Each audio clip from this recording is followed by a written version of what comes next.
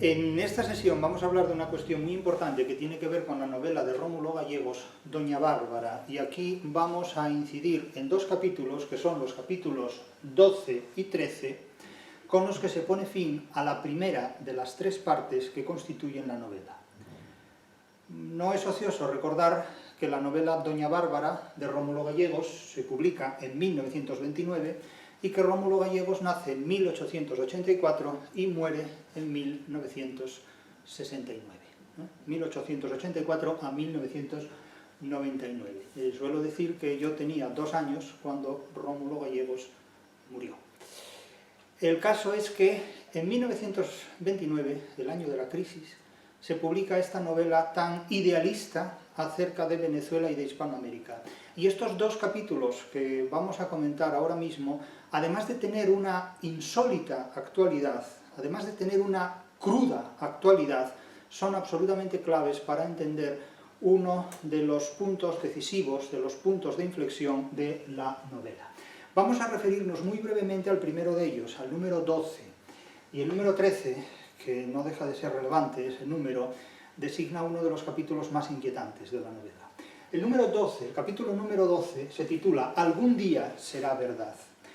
Hablar de que algún día será verdad implica que los sueños de hoy tal vez puedan ser la realidad del mañana. Es decir, que algún día sea verdad el objetivo que se propone el protagonista, Santos Luzardo, implica tener cierta esperanza y tener sobre todo una prolepsis, es decir, unos objetivos que solo en el futuro, porque el presente lo deniega, se pueden cumplir. ¿Qué es lo que algún día será verdad en esa Venezuela, en esa Hispanoamérica? Venezuela como prototipo de Hispanoamérica. ¿Qué es lo que algún día será verdad? La civilización frente a la barbarie. Es toda la dialéctica sobre la que pivota, sobre la que se fundamenta esta novela. El triunfo de la civilización frente a la barbarie. Otra cuestión es que sobre la civilización cada grupo de seres humanos tenga un concepto diferente. Es decir, para el nazismo la civilización era la supremacía de una inventada raza aria. Para la democracia la civilización es algo muy diferente a lo que el nazismo postulaba. Pero esto ya es un conflicto entre fuerzas bélicas, industriales, políticas. Aquí no tenemos tantas pretensiones como para llegar a debates de esta naturaleza. La literatura es algo mucho más modesto. La literatura no requiere normalmente tanques ni bombas atómicas para hacerse visible ni explicable. Solo faltaba que tuviéramos que dar clase con bombas atómicas o contra ellas. Pero sí es cierto que algún día será verdad. No sabemos si hoy, si viviera Rómulo Gallegos, seguiría sosteniendo este enunciado o no, pero vamos a explicarlo y después ustedes llegarán a sus propias consecuencias. ¿Qué es lo que se propone el protagonista de esta novela, Santos Luzardo, para establecer, para imponer, diríamos, la civilización frente a la barbarie?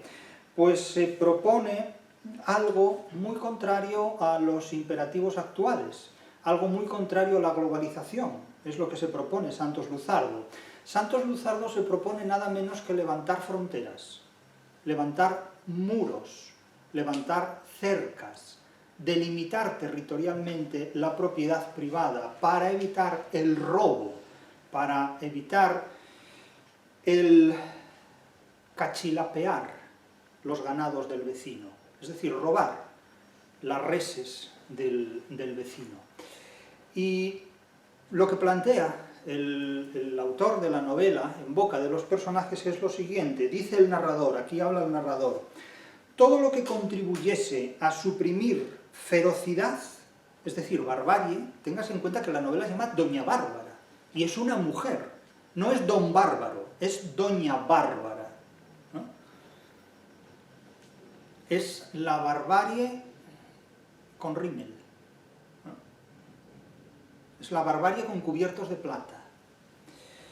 Todo lo que contribuyese a suprimir la ferocidad, la barbarie, tenía una importancia grande para su espíritu. Aquí hay una influencia muy iluminista, muy de la ilustración, del espíritu. En realidad el espíritu no tiene nada que ver con esto. Es decir, lo que impone la civilización es la fuerza de la razón, que tiene muy poco que ver con lo espiritual, tiene que ver más bien con realidades materiales. Hasta aquí el narrador en un estilo indirecto libre, que reproduce las palabras que tiene en mente Santos Luzardo. Finalmente, de otra conversación con el mismo Antonio, que es uno de sus gamonales, diríamos, uno de sus subalternos, al día siguiente se le ocurrió una idea, ya más de acuerdo con el plan civilizador de la llanura. Le dice uno de sus subalternos: hoy cachilapiamos unos 50 orejanos en una sola pasadita de lazo, dice Sandoval. Es decir, nos hicimos ilegalmente con 50 reses de ganado digamos, en un solo viaje de lazo, ¿no? Cachilapiar, dice el narrador, por si no se supiera, es decir, cazar a lazo el ganado no errado que se encuentra dentro de los términos del propio hato, es decir, de la propia hacienda. Es la pasión favorita del llanero apureño, de la zona del Apure. Como en aquella sabana sin límite las fincas no están cercadas, es decir, están sometidas a la globalización, no hay frontera, todo es de todos. Claro, cuando todo es de todos, tal vez nada es de nadie. Digo tal vez, porque no lo sé. Como en aquella sabana sin límites las fincas no están cercadas, los rebaños vagan libremente y la propiedad sobre la hacienda es una adquisición que cada dueño de hato, cada dueño de finca o de hacienda, viene a hacer, o en las vaquerías que se efectúan de concierto entre los vecinos y en las cuales aquel coge y marca con su hierro cuanto becerro desmadrado y orejano caigan los rodeos o fuera de ellas en todo momento por derecho natural de brazo armado de lazo. Es decir que, como no hay un territorio delimitado, el ganado es de quien en un momento dado lo roba y se lo apropia, por derecho natural. Lo cual, claro, es una forma muy curiosa, ¿no?, de apelar a un derecho natural. Es decir, bueno, pues, imagínense ustedes que eso se hiciera con seres humanos, ¿no? Es decir, bueno, yo cojo a esta persona, me la llevo a mi casa y hago con ella lo que quiero. Bueno, eso tiene más que ver, a mi juicio, con la barbarie que con la civilización, evidentemente, porque esa es una forma de vida completamente incívica, y no me parece ocioso hacerlo constar. El respeto a los seres humanos y también, en una sociedad basada en la propiedad privada, el respeto a la propiedad privada, que es algo que se deroga en una sociedad basada en la derogación de la propiedad privada, según los criterios que se establezcan. Y en este contexto Santos Luzardo considera que para evitar el robo, como derecho natural, se establezca un cercado, una delimitación, una franja, en definitiva, un muro, una palizada o empalizada, para evitar este tipo de cosas.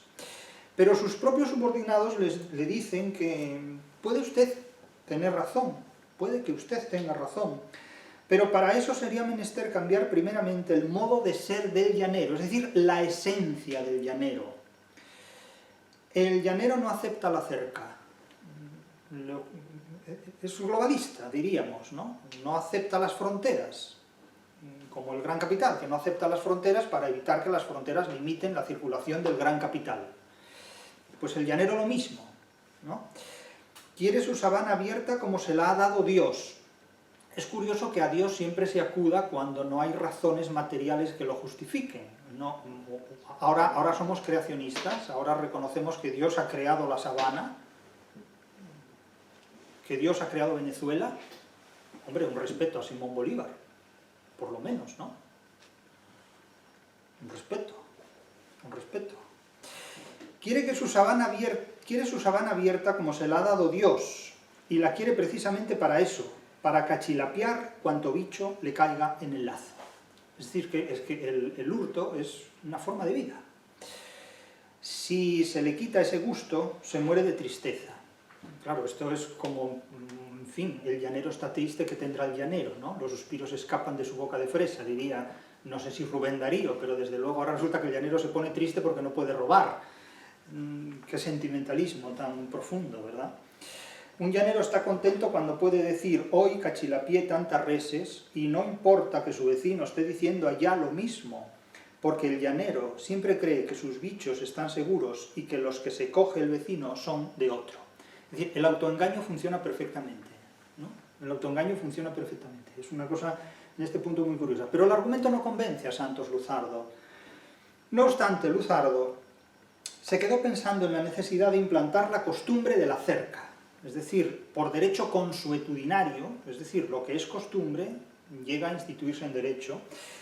Por ella, por la cerca, empezaría la civilización de la llanura. Es decir, este hombre considera que la civilización significa, exige y requiere levantar muros, levantar murallas, establecer fronteras, delimitar propiedades privadas. Es lo que considera Santos Luzardo y lo que apoya Rómulo Gallegos como autor de una novela. Otra cuestión es que la crítica literaria contemporánea se las apañe como sea para convertir un rinoceronte en una sopa de ajo. Es decir, la novela Doña Bárbara en algo que guste al público que la consume en una etapa determinada de la historia. Pero lo que sostiene Rómulo Gallegos y lo que sostiene también Santos Luzardo es que la civilización exige delimitar políticamente, territorialmente, civilmente, judicialmente, legalmente, una propiedad privada. Esto es lo que sostiene la novela.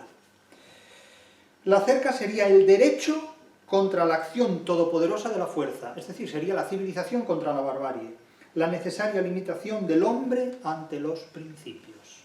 Es decir, que incluso sube un peldaño más en la última frase, enalteciéndose, trascendiéndolo, ¿no? La necesaria limitación del hombre ante los principios. Algún día será verdad, es lo que viene a sostener esto. Ahora bien, el hilo de los alambrados, la línea recta del hombre dentro de la línea curva de la naturaleza, es decir, siempre está oponiendo constantemente a la dialéctica entre la rectitud de la civilización frente a la curva de la naturaleza que hay que domeñar, que hay que domesticar. Claro, si esto lo leyera Rousseau, le daría un infarto. Porque claro, para Rousseau la naturaleza está por encima de cualquier criterio racional. Heredero de Rousseau es Nietzsche. Cualquier impulso vital está por encima de cualquier planteamiento racional. Heredero de Nietzsche es el nazismo. Cualquier deseo vitalista, cualquier espacio vital está por encima de cualquier otra frontera política. Y esto es Freud, en definitiva. Todos estos impulsos residen en el dispositivo más oculto del organismo, que se llama inconsciente, y que curiosamente no se corresponde con ningún órgano habido en el organismo. Porque yo sigo esperando que se explique, que alguien diga dónde está el inconsciente. Está en la oreja, está en la nariz, está en las cápsulas suprarrenales, está en el dedo gordo del pie, está en el prepucio. ¿Dónde está el inconsciente?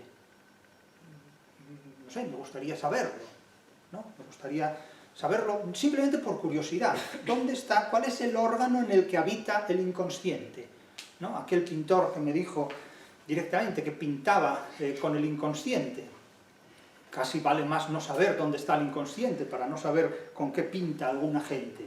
Pero esto es otra cuestión ya. Esto ya es otra cuestión. Lo que quiero decir es que no se puede meter toda la metafísica tradicional, lo trascendente, en un órgano físico del cuerpo humano que además no existe. Ahora, conseguir que la gente se crea esto durante más de 100 años es verdaderamente un gran mérito. Por eso yo siempre propuse a título póstumo a Freud como premio Nobel de literatura, realmente, porque lo merece, porque realmente lo merece. Porque crear toda esa literatura fantástica que se llama psicoanálisis es verdaderamente admirable. No ha habido un novelista en el siglo XX que haya llegado más lejos que Freud en la invención de literatura fantástica. Realmente es admirable en este punto. Ni realismo mágico, ni Gabriel García Márquez, ni Cervantes en el coloquio de los perros. Freud en este punto merece a título póstumo el premio Nobel de literatura por su obra de ficción, que es auténticamente magistral y maravillosa. Algún día será verdad, concluye Santos Luzardo este pasaje. El progreso penetrará en la llanura y la barbarie retrocederá vencida. Bueno, esto es de un idealismo absolutamente galopante. Parece que el progreso va a manifestarse como una auténtica epifanía. Esto no ocurre nunca así. El progreso se impone por la fuerza y a veces el progreso no siempre es sinónimo de civilización. Hay formas de progresar que son completamente involucionistas. Tal vez nosotros no alcancemos a verlo, pero sangre nuestra palpitará en la emoción de quien lo vea. Esto es una exaltación mística, incluso, podríamos decir. Así termina el capítulo 12, que es una premisa, que es un preámbulo para explicarse lo que ocurre en el capítulo 13. El capítulo 13 pone el dedo en la llaga. Pone el dedo en la llaga política, pone el dedo en la llaga de la tragedia, pone el dedo en la llaga de Hispanoamérica, con el brazo de los Estados Unidos. El capítulo 13 se titula Los derechos de Mr. Peligro. De Mr. Peligro. Y aparece un personaje que dice llamarse William Danger. El señor Peligro, o Mr. Danger, como queramos. Es el capítulo 13, precisamente el capítulo 13. Y aquí vamos a estudiar a este personaje desde los presupuestos de la retórica clásica, de esa retórica clásica que el mundo académico anglosajón rechazó desde el siglo XVIII, disociándose de la tradición hispano-grecolatina, y yo quiero dedicarle a este personaje anglosajón un análisis desde la retórica hispano-grecolatina. Es decir, vamos a coger el objeto desde el instrumental hispano-grecolatino, desde la más retroactiva retórica clásica, los loci a persona, es decir, los tópicos que definen, los lugares comunes que definen, no porque sean de uso frecuente, sino porque ofrecen muchas posibilidades explicativas relativos a la persona. En el sistema oratorio se distinguen los loci a persona y los loci a res, los lugares o tópicos de persona y los lugares o tópicos de cosa. Aquí vamos a referirnos a los lugares o tópicos de persona,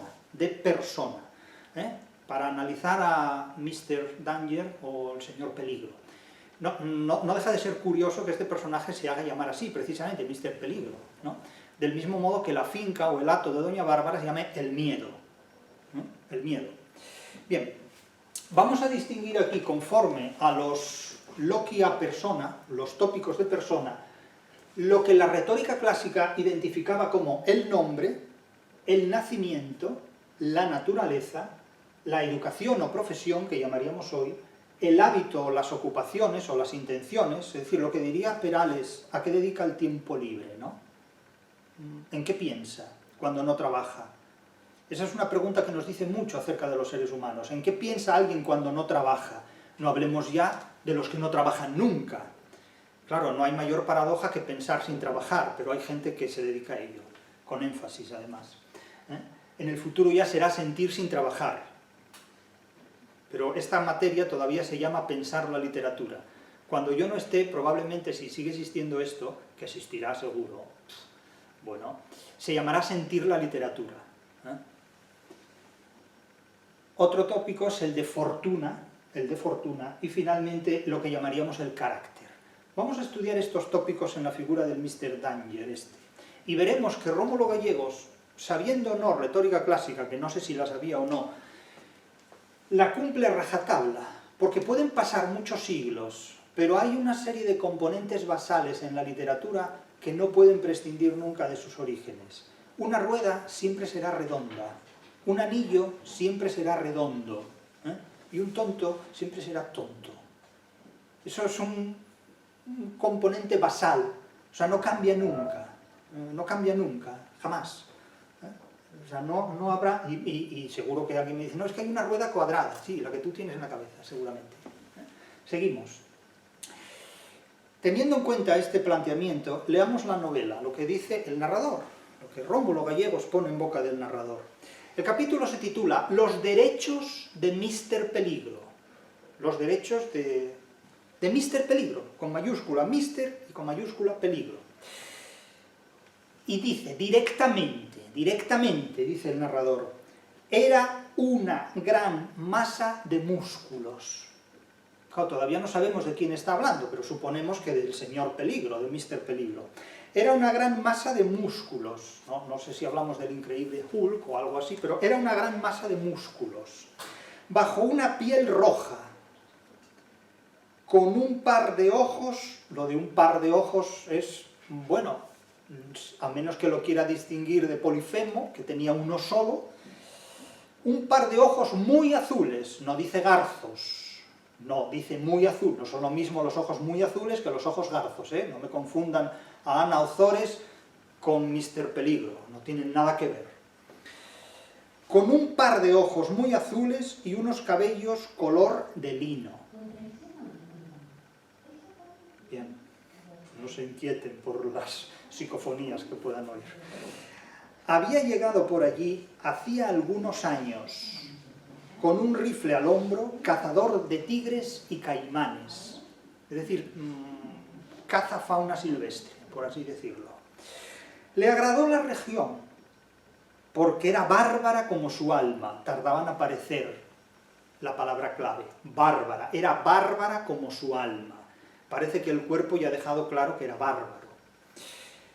Tierra buena de conquistar, para su mentalidad, habitada por gentes que él consideraba inferiores, asimismo lo suelta el narrador, habitada por gentes que él consideraba inferiores por no tener cabellos claros y ojos azules. Es decir, son los criterios de la raza que en 1929 estaban a punto, digámoslo muy entre comillas, de aflorar en esa zona de Europa en la que se engendraron las mayores aberraciones de la historia reciente. No obstante, el rifle se creyó que venía a fundar algún hato, es decir, alguna propiedad de ganado, y a traer ideas nuevas. ¿Qué ideas nuevas puede traer este personaje? La ilustración, la reforma, la ilustración, esas son las ideas nuevas que traen personajes así, según Rómulo Gallegos. Se pusieron en él muchas esperanzas, también en Lutero se pusieron muchas esperanzas, y se le acogió con simpatía, pero él se limitó a plantar 4 horcones en un terreno ajeno. 4 horcones son palos de madera que pueden servir para ahorcar o para apoyar una techumbre. 4 horcones en un terreno ajeno, es decir, ya empezó ocupando lo que no era suyo, por derecho civil. Y sin pedir permiso, o sea, porque puedes ocupar, me cede usted el asiento, no, se sentó, es como si alguien sano de salud se sienta en el asiento destinado en un transporte público pues a una persona embarazada, a una señora o señor mayor, y se queda mirando cómo pues alguien pues embarazada o con muletas pues está llevando el vaivén del autobús, así de simple, ¿no? Sin ningún problema. Y echarles encima un techo de hojas de palmera, y una vez construida esta cabaña colgó su chinchorro y su rifle. Chinchorro es una hamaca. Y ahí se quedó. Y dijo, all right, yo soy en mi casa. Yo soy en mi casa, dijo Mr. Peligro. Quede claro que en español se dice yo estoy en mi casa, no soy en mi casa. Lo digo por si alguien se confunde o empatiza con Mr. Peligro. All right, yo soy en mi casa, dijo esta gran masa de músculos. Decía llamarse Guillermo Danger y ser americano del norte, nos ha quedado claro. Nativo de Alaska, más del norte ya imposible, porque el paso siguiente es Papá Noel, que también puede ser una gran masa de músculos, no sé si bajo una piel roja o un abrigo rojo y con un par de ojos muy azules y unos cabellos color de lino, ya no lo sé. Pero el paso siguiente sería ya Papá Noel, en altitud y latitud ya, del todo. Vamos. Hijo de un irlandés y de una danesa buscadores de oro, ¿qué otra cosa pueden buscar? Oro, ¿no? Pero se dudaba de que el apellido que se ponía fuera realmente el suyo, pues enseguida añadía Mr. Peligro. Y como era humorista a su manera, claro, esto de ser humorista a su manera es lo más original que puede haber, porque el humor o es común o es tendencioso. No puede haber un humor gremial, porque entonces ya es un humor de un gremio contra otro. Claro, ser humorista a su manera es que los chistes que cuenta solo los entiende él, ¿no? Claro, esto es una manera muy curiosa de ser humorista, porque el humor busca siempre la complicidad de un determinado grupo de personas frente a otro. Con la ingenuidad de un niño, se sospechaba que se apellidase así solo por añadir la inquietante traducción. Bien, aquí ya tenemos el nombre, Mr. Peligro. El nombre es la etiqueta semántica que se predica verbalmente de un personaje y que de alguna manera resume sus características fundamentales. Eso es la etiqueta semántica. Es el nombre que tiene un valor semántico, es lo que también llamábamos una hipotiposis en la retórica clásica, es decir, un retrato sintético, vivo, muy agudo, muy revelador de lo que son las características fundamentales de una persona. Claro, alguien que se llame Mr. Peligro es bastante revelador. Hombre, yo comprendo que tengo un apellido también que parece que me lo pintaron, ¿no? Solo me falta ser director de orquesta, por ejemplo, o cosas por el estilo. Pero hay gente cuyos nombres son casi hipotiposis.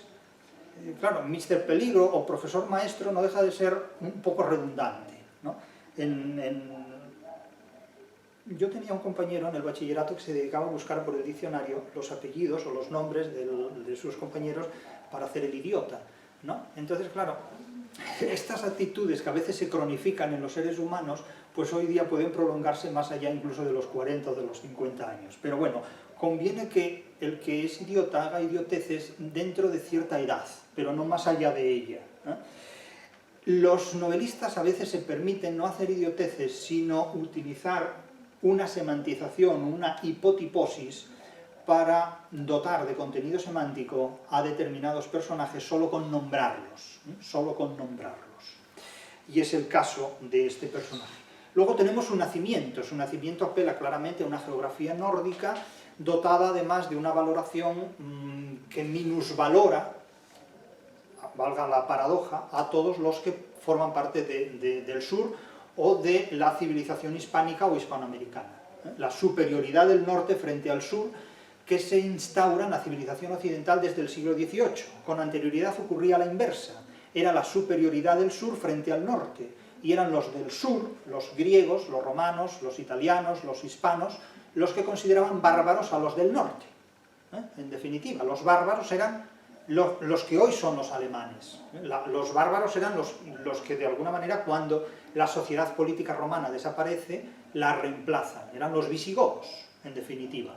De hecho, los bárbaros era el nombre que los griegos daban a los extranjeros. Los griegos eran una sociedad terriblemente nacionalista y terriblemente egocéntrica en este punto. El caso es que aquí vamos descubriendo todos estos aspectos. Tengas en cuenta que, por ejemplo, el nacimiento de Lazarillo de Tormes revela su bajeza, su miseria, su extremada humildad, incluso corrompida, viciosa. Su naturaleza está también ratificada precisamente por ello. Piensen en el diálogo que Celestina mantiene con Pármeno, cuando le dice: tú eres Pármeno, el hijo de aquella que era una puta como yo, y tu madre era más puta que Dios, y tal. Y le repite constantemente: tu madre, menuda puta era tu madre, era una de las mayores putas que había. Y claro, al otro le carga un poco los oídos, ¿no? Porque es una manera perifrástica y decorosa, valga la redundancia, en estar llamándolo constantemente hijo de tal, hijo de cual. La naturaleza de este personaje queda muy revelada. Vamos ahora a conocer más detalles sobre lo que sería su formación, su educación, su profesión. Es lo que en la novela de formación, en el Bildungsroman, se puede identificar como las características que van formando a una persona. Esta ya es una persona formada, pero ¿a qué se dedica este tío? Entre tanto, Mr. Danger, por industria, es decir, por astucia, por actividad profesional, no hacía sino cazar caimanes, cuyas pieles exportaba anualmente en grandes cantidades, y por afición tigres, leones y cuantas fieras le pasasen al alcance de su rifle. Es decir, es un tipo que disfruta matando animales, matando fauna salvaje. Un día, como diese muerte a una cunaguara, es decir, es un felino, una cunaguara es un felino, y los felinos merecen, como todos los animales, el mayor respeto y la mayor consideración, pero este parece que le tiene ganas a los felinos. Bueno, también los felinos le tendrán ganas a él. Un día, como diese muerte a una cunaguara recién parida además, que hay que tener demoles, ¿no?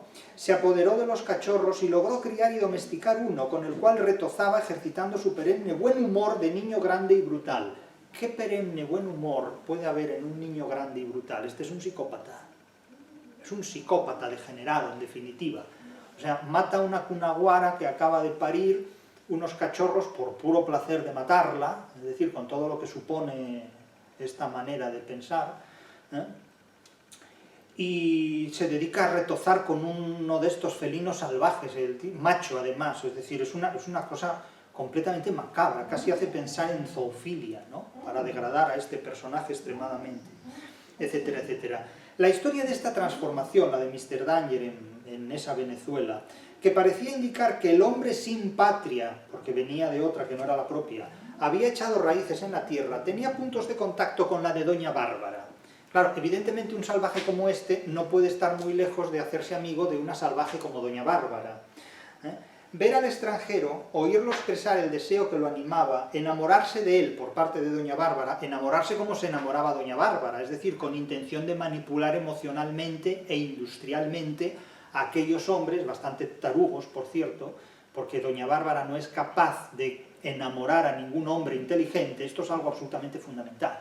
Es decir, la medida de la inteligencia se mide también por la capacidad que tiene una persona de atraer, de seducir o de enamorar a alguien valioso. Es decir, no tiene ningún sentido enamorar a alguien que no vale absolutamente para nada, que es en definitiva el alcance que tiene la capacidad seductora de doña Bárbara. Es decir, de ella no se enamoran más que tarugos que no sirven absolutamente para nada. Claro, es que eso no tiene ningún sentido. Para una persona valiosa, para alguien como doña Bárbara sí, porque es lo único a lo que puede optar. Ver al extranjero, oírlo expresar su deseo que lo animaba, enamorarse de él y trazarse su plan, fue todo para doña Bárbara obra de un instante. Doña Bárbara en ese momento estaba casada con una cosa que se llamaba Apolinar, ¿no? Era un desecho de hombre, total. Lo explota económicamente, se hace con sus dineros y posesiones, y en un momento dado, cuando se cansa de él, decide matarlo. Pero como sola no puede, pues se sirve de Mr. Danger de la manera siguiente. Hizo que Apolinar lo invitara a comer con ellos. Les cargó la mano al servirles la bebida, a los dos, al Apolinar, su marido, y al Mr. Danger, que tragaba de todo. A que ambos eran muy aficionados, y como el criollo era más débil y tenía la borrachera idiota, no se dio cuenta de las guiñadas de ojos con que el invitado, Mr. Danger, y su mujer, doña Bárbara, concertaron durante la comida la traición que le harían. Entretanto, los peones abrían deprisa la zanja donde sería enterrado un caballo viejo y vivo y derrengado que solo para familiar podía ya servir. El familiar es el protagonista de un ritual que consiste en enterrar vivo a un animal, enterrarlo vivo, para que supuestamente su alma o su espíritu cuide siempre, eternamente, de la hacienda, del hato y de toda la ganadería que en torno a ese ritual o ceremonial de alguna manera se identifica allí. Lo enterraremos a punto de medianoche, que es la hora indicada, había dicho doña Bárbara, y nosotros tres solamente, Mr. Danger, Apolinar y doña Bárbara, porque los peones no deben presenciar la operación. Así es como debe hacerse según la costumbre, una costumbre tan bárbara como su nombre indica, doña Bárbara. Evidentemente esta costumbre a Mr. Peligro le encanta. Deben ser una especie de estudios culturales en la mente de Mr. Danger que le encanta esa macabrada, ¿no? Y por supuesto está deleitosísimo de no solo verla, sino de protagonizar su ejecución. Ya estaba abierta la zanja y amarrado a un poste de los corrales en construcción el caballo derrengado, víctima del bárbaro rito. Junto a la zanja había 3 palas para los enterradores. La noche estrellada envolvía en sombras densas el pasaje desierto. Casi ya es un cuadro expresionista. Imagínense, van a enterrar un caballo vivo y forma parte del enterramiento. Los enterradores son doña Bárbara, Mr. Danger y el marido en vigor de doña Bárbara. «¡Qué borracho estás, corolenito!», acababa de exclamar Mr. Danger, afanado en su papel de enterrador, paletada sobre paletada, con una rapidez extraordinaria, cuando advirtió que Apolinar soltaba la herramienta y se llevaba las manos a los riñones, cimbreándose y exhalando un gemido mortal, para caer luego dentro de la zanja con su propia lanza hundida en la espalda. ¿Cómo llega la lanza de Apolinar a hundirse en su propia espalda? Que se lo pregunten a doña Bárbara, que supo tañerla debidamente. Claro, el tipo lleva las manos a los riñones, cimbreándose, porque doña Bárbara le acaba de clavar la lanza por la espalda. O exclamó el extranjero, interrumpiendo su tarea. No estaba esta cosa en el programa, pobrecito coronel. No lo compadezca, don Guillermo, dice doña Bárbara. Él también me tenía sentenciada. Bueno, es un emparejamiento exquisito entre dos cónyuges o dos miembros de una pareja que se quieren de esta manera, ¿no? Yo lo que he hecho es andarle adelante, dijo doña Bárbara, y tomando la pala que se había escapado de las manos del coronel, agregó, ayúdeme. Es decir, a enterrar a los dos, al caballo vivo y al otro con la lanza atravesada como si fuera un pincho moruno.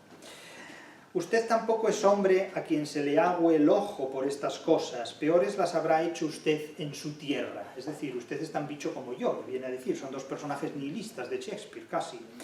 Caramba, dice Mr. Danger, usted no tiene pepitas en la lengua. Mr. Danger no aguársele nunca el ojo, pero Mr. Danger no hace cosas que no están en el programa.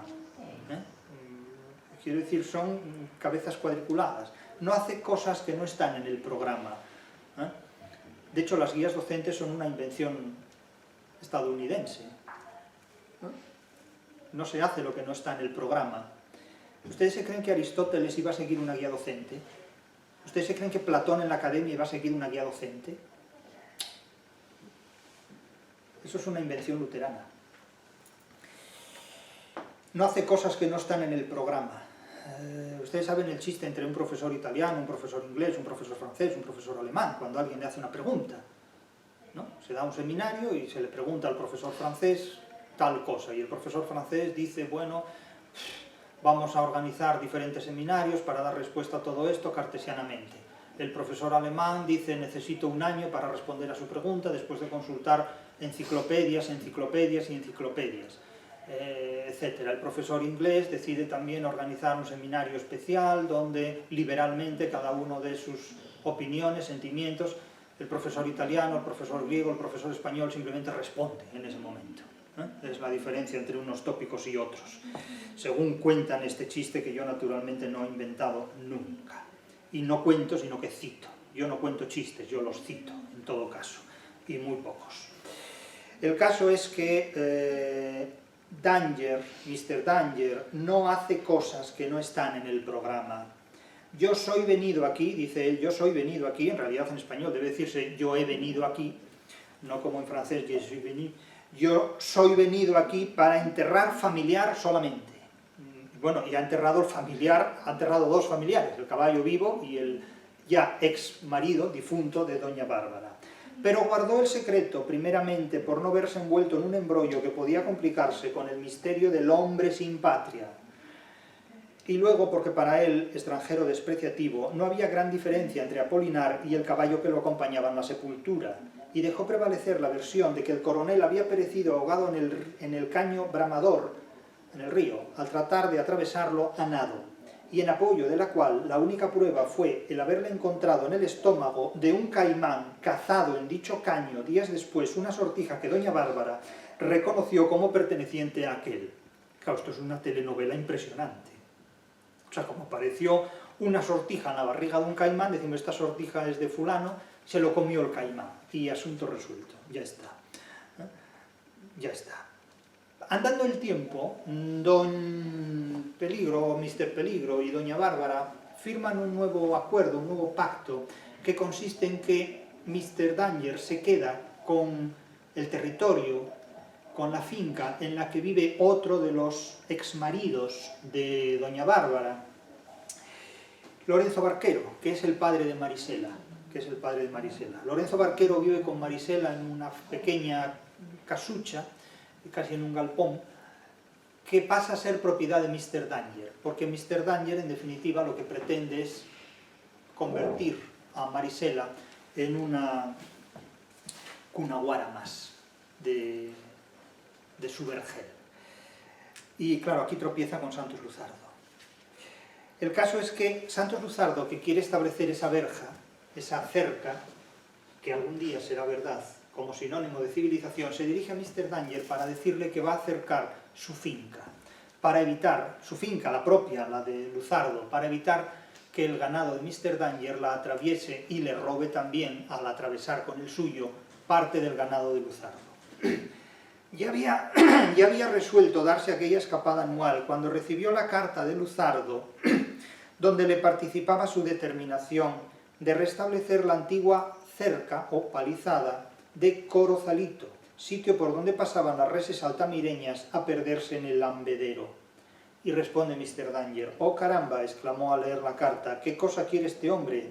Diga usted, Antonio», le dice al subordinado de Luzardo, al doctor Luzardo, que Mr. Danger leyó su carta y dijo esto: «Fíjese usted bien, que Mr. Danger necesita abierto boquerón de Corozalito y tiene derecho para impedir que él levante ninguna palizada».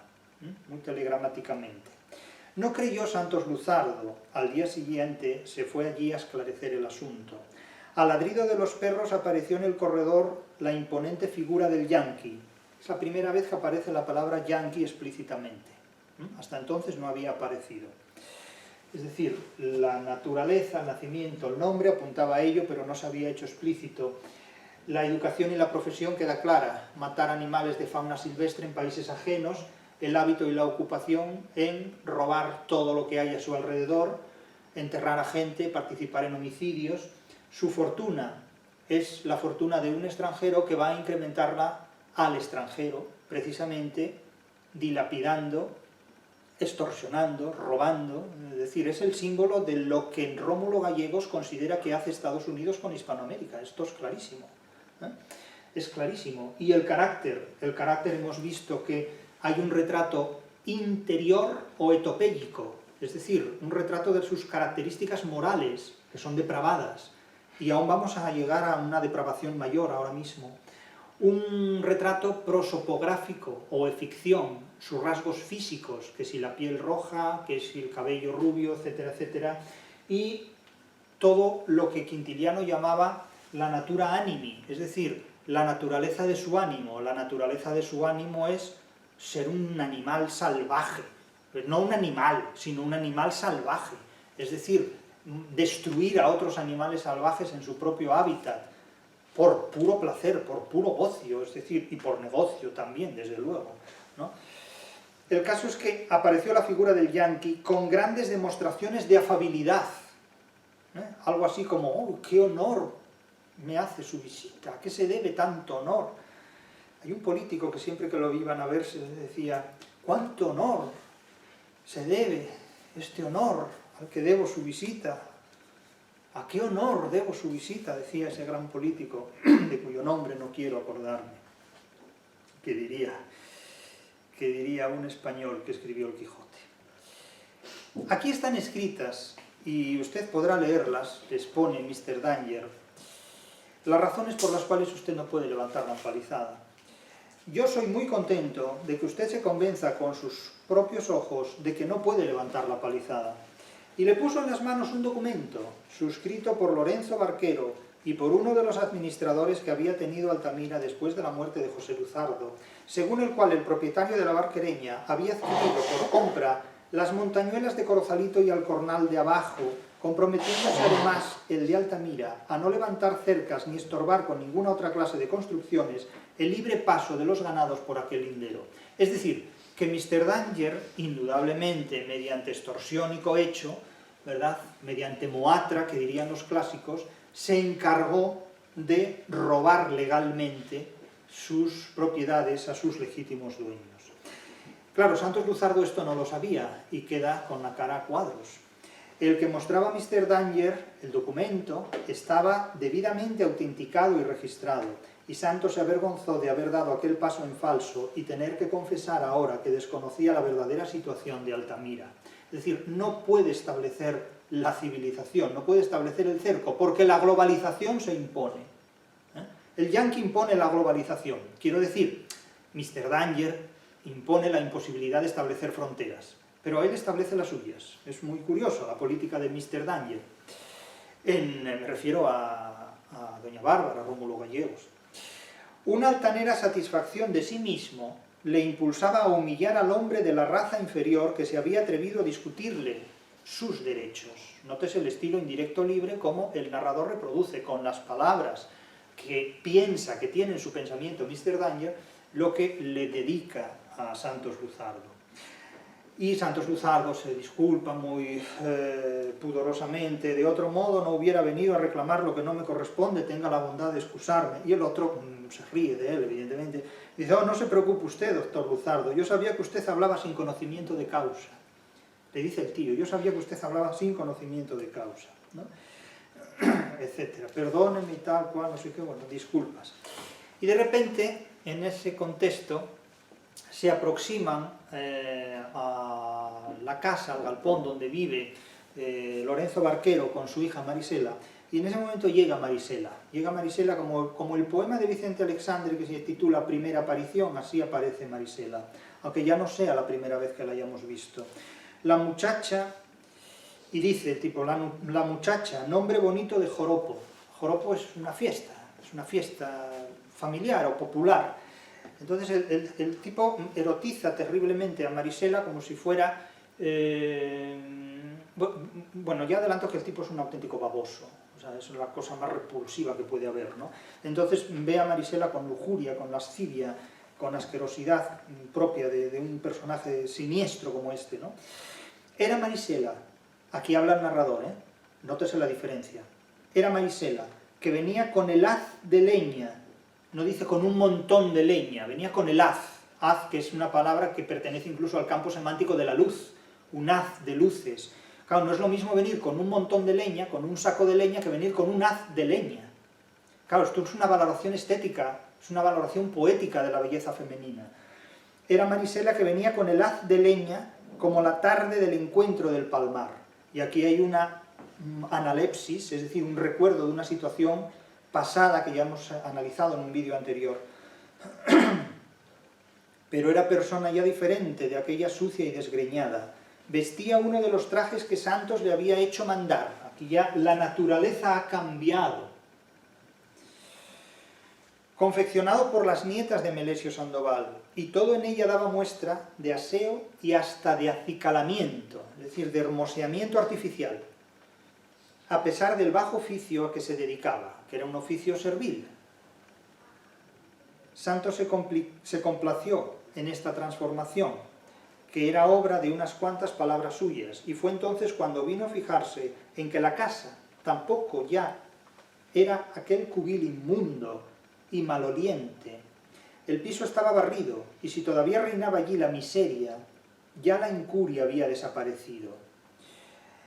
En tanto, Mr. Danger continuó. Nótese la dialéctica, la visión que tiene el narrador, Marisela portando un haz de leña. Portar un haz de leña es como si dice, llevaba en su mano un haz de libros. Eso es un poco cursi, pero no es lo mismo llevar un saco de libros que un montón de libros, que una docena de libros, que varios libros, etcétera, ¿no? El haz, la palabra haz aquí es absolutamente clave. Ahora es la señorita Marisela, dice el Mr. Danger, pero todavía brava como una cunaguara, como la animaliza felinamente, no en un sentido erótico, sino en un sentido zoofílico, despreciativo, miserable. Y moviendo el índice en ademán de amonestaciones, ayer me sacaste sangre con tus uñas, le dice Mr. Danger a la chiquilla. Y la chiquilla le responde, ¡guau! ¿Para qué viene a tocarme, pues?, respondió Marisela. Y responde el Mr. Danger, ella se pone brava conmigo porque yo digo, yo te he comprado a tu papá. O sea, nótese el lenguaje, el modo de hablar de este anglosajón, ¿no? Te he comprado a tu papá, es una trata de blancas. Hemos pasado de la trata de negros a la trata de blancas, en la literatura, en muchos aspectos. Te he comprado a tu papá. No ha comprado nada. No ha comprado nada, simplemente se está imaginando su propia película futura y está delatando sus intenciones. Te he comprado a tu papá, y cuando él se muera, te voy a llevar conmigo. Yo tengo una casa en la que hay un cunaguaro macho, y quiero tener también una cunaguara hembra para sacar cunaguaritos. ¿Se puede ser más cabrón? Prefiero no saberlo. Pero este tipo de seres humanos abunda todavía. Abunda todavía.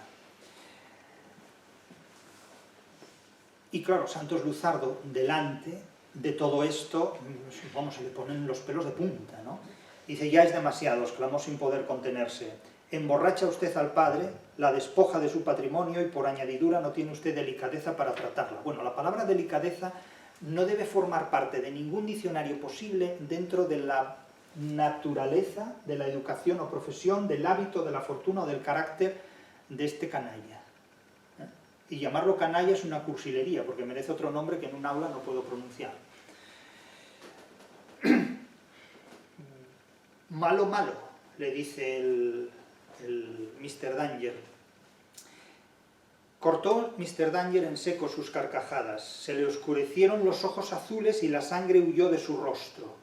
Sin embargo, no se le alteró la voz al replicar: usted quiere ponerse enemigo mío, y yo puedo prohibirle a usted que pise esta tierra donde está parado. Yo tengo derechos para prohibírselo, siempre apelando el derecho para prohibir a los demás lo que para sí mismos no se prohíben nunca. Y yo conozco la historia de sus derechos de usted, le dice Santos. El yanqui, nótese cómo esa palabra yanqui aparece en momentos precisamente depravados para designar la forma de conducta, de educación, de fortuna, de carácter, de naturaleza, de nacimiento y de nombre de Mr. Danger o Mr. Peligro. El yanqui meditó un momento. Luego, desentendiéndose de Santos, sacó su cachimba, la cargó mientras la chupaba, aplicándole la llama al fósforo, defendida entre sus enormes y velludas manos, y repuso: usted no conoce nada, hombre. Usted ni siquiera conoce sus derechos. Y se marchó, haciendo resonar el suelo duro y sequizo bajo sus anchas plantas de conquistador de tierras mal defendidas. Conquistador de tierras mal defendidas. Ya no está Blas de Lezo. Ya no está Blas de Lezo. Conquistador de tierras mal defendidas. Santos sintió que la indignación se le convertía en vergüenza, pero enseguida reaccionó. Pronto se convencerá de que sí los conozco y sabré defenderlos, le dice ya de lejos Santos Luzardo.